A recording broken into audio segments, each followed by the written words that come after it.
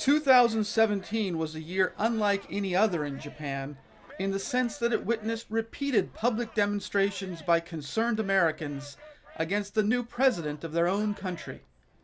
The election of Donald Trump was not only unwelcome to the majority of U.S. citizens, but spurred fears in them that hard-won civil rights were being rolled back, and even that the core values of Americanism were under assault by the new administration.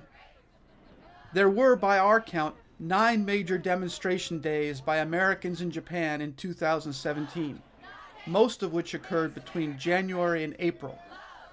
The theme which produced the strongest degree of mobilization was that of women's rights. We're not moving backwards in time. We're not screeching to a halt and then moving back from the progress that our mothers and our grandmothers and the generations before us worked so hard to build and to move forward and to earn the right to vote and to wear pants and to be in the workplace and all of the things that women historically have worked so hard for. I march for that to continue and to progress into the future.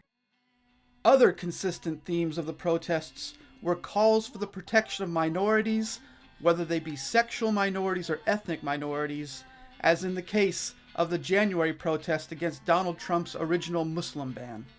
No man, no wall. America is a place for all. No man, no wall. America is a place for all.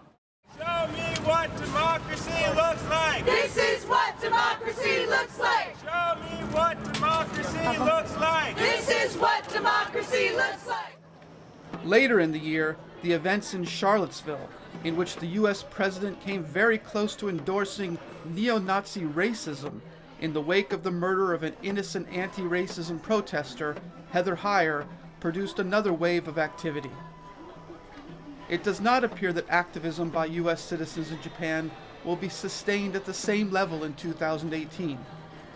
All along, they have faced the political ambiguity of being residents of a foreign land protesting about events occurring far away from the mental landscape of most Japanese people. Additionally, there seemed to be deep reluctance to tie their own concerns to those of Japanese activists.